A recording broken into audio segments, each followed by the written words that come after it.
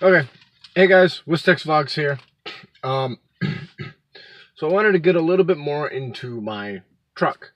And how much it's exactly costed me. Now the original prices I'm going to read off don't include labor. And it totals out to, if I remember correctly, it's like $2,873, something like that. Anyways, tires, $475. Lug nuts, 3 times, all four tires. There's 5 lug nuts on each tire. Costing me $60 to replace them 3 times. $120 for 2 front wheel bearings. $60 to redo my front brakes twice. $22 for passenger side brake caliper. $15 for passenger side rubber brake line. $560 for rear shocks and both rear leaf springs. Now most of these are from Rock Auto.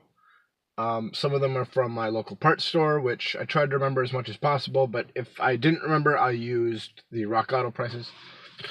$30 for the idle air control valve. $350 for replacing my fuel pump twice. $4 in a rubber fuel line. $40 for gas tank straps. $70 for front axle U-joints plus fluid. $1 for a MAP sensor hose, and that's rounded up by a lot, but $1. $25 for a set of wiper blades, which might be over guessing, but bear with me. $3 for 1 cab light. $42 for an oil change with the correct filter. That's not including the oil change I paid for with the incorrect filter. Actually, that was $42 too. Anyways, $36 for spark plugs, roughly. They're about $3 a plug. Yeah, I could be off. I don't judge. But I mean, I made up a few things for, like, oh, this one costs a bit more because this one's underjudged, stuff like that. Just bear with me. $120 for replacing my plug wires 3 times. $10 for my distributor cap. $5 for my distributor rotor. $15 for my ignition pickup coil. $40 for my purge valve. $30 for valve cover gaskets. $36 for my ignition coil. $45 for my water pump. $60 for power steering pump. $5 for a radiator cap. $3 for throttle body gaskets. $50 for having my radiator repaired. $130 for new headlights, the housings, both of them, and 1 new bulb because one of them blew up. $6 for the intake plenum gasket. $8 for the oil pan gasket, which $8 being just gasket maker. $5 for the intake gaskets. $25 for the door hinge and hinge pins. $30 for the driver's side window glass. $50 or $60 for both O2 sensors. $5 for gluing on my rear view mirror 5 times. $8 for my front sway bar end link. $10 for my air filter. $55 for the horn that I put in. $25 for the power steering line. $30 to replace my thermostat 3 times. And I actually got a colder thermostat. The stock one is 195 degrees. I brought it down to 180 degree thermostat. I replaced $40 for the filler neck rubber hose that connects the metal filler neck to the gas tank. That little rubber hose is $40. The little plastic piece that mounts the filler neck to the truck bed is $30. I don't know the official name for that. Still, I don't. And then $30 for the intake manifold bolts. That's about $2,900 plus all the labor that I've had to pay for miscellaneous shops, and this is underguessing, I'm about $3,500 into repairs on this truck. Now, this truck costed me $1,000 from my sister. So essentially, I have $4,500 into this truck. It is not going anywhere, especially since I've put $4,500 into the damn thing. It's time for a rebuild. So I'm going to be having a build series here on this channel of my truck. Now that build series will be separate from all of my coin videos. So there'll still be coin videos and random bullshittery talks on this channel, but there'll also be my truck content. Wow, I have to block out my face for the light to dim. I'm not that white. Anyways, yeah. So roughly $3,500 in parts and labor. It's probably closer to 38, 39, but 3,500 is conservative. Yeah. So, $4,500 roughly total into this truck, probably closer to $5,000 on a $1,000 truck that needed a lot of little things that has been neglected for 3 years. So, as a note, if you have a vehicle and you're planning on selling it and you've neglected it for more than a year or two and you've continued to drive it in that year or two, and you've completely neglected it. You've done your oil changes, whatever. But you've completely neglected it.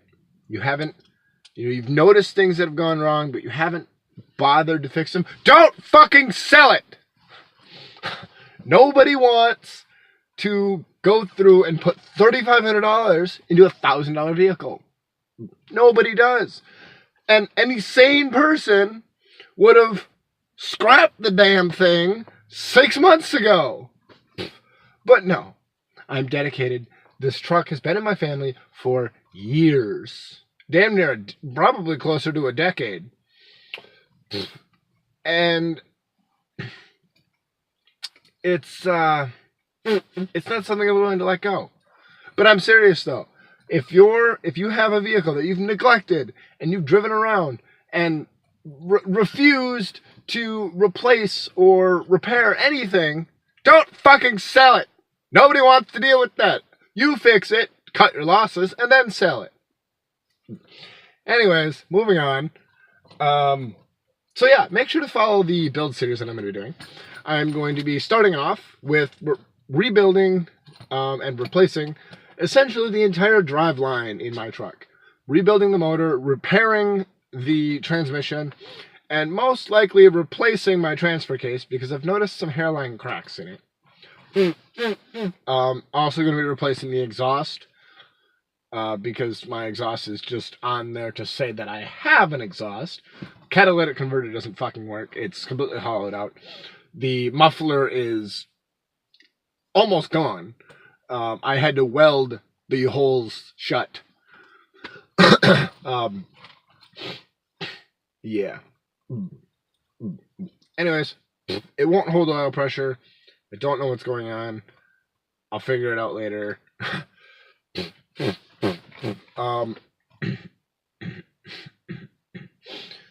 Anyways, and then after that, well, while I'm doing that, I'm going to be cleaning up the motor bay of the truck, cleaning underneath as much as possible. After it gets running again, I'll take a break from the build series. I'll go on to, saving up a bit more money. And then I'm going to work on restoring the body on the truck. So I'm starting with the undercarriage, which most people do the body first and then do the undercarriage. But I'm starting with the undercarriage, keeping the same body on it. I'm not even going to take the body off because I'm 99% sure that 2 out of the 4 cab mounts are completely rusted out and aren't even attached to the cab anymore. So that's a thing I deal with. The bed's good. The bed mounting is good. All 6 locations mount up just fine. But I'm pretty sure the cab is fucked. Anyways, I will eventually replace anything that has been repaired. So radiator, that will be replaced, brand new. But yes, everything in the motor bay will be cleaned up, and I also want to rebuild my power steering gearbox because that's been giving me some issues. Power steering works just fine now, but we'll get there. I do want to replace the front suspension while I'm rebuilding the motor. Since the truck's going to be light, there's really going to be not a whole lot of weight on it. Take out the front suspension, replace it, because I kind of have a toe out kind of thing. So you're staring at the front of the truck and the wheels sit kind of like this. Well, the whole front suspension kind of sits like this. So yeah, that's going to be replaced. That's going to be fixed. Addressed and then fixed. So yeah, there's going to be a lot of content for that coming to this channel. I might take a break from my main channel for a while. Some things came up with that coin collection I was telling you guys about. It's being handled. I don't want to talk about it. It's something that shouldn't have happened. It could have been avoided. But it happened, and it's out of my hands. I just got to kind of live with it. So, and that's why I took that other video down. Me telling you guys basically what I was getting and what was going on and how soon it was going to happen and stuff like that. I took the video down. I don't want to talk about it. Anyways, so that's what's going on with the truck. In making this list of all the prices, I added 4 things to this list that I remember replacing on this truck. That ended up costing me $130 extra.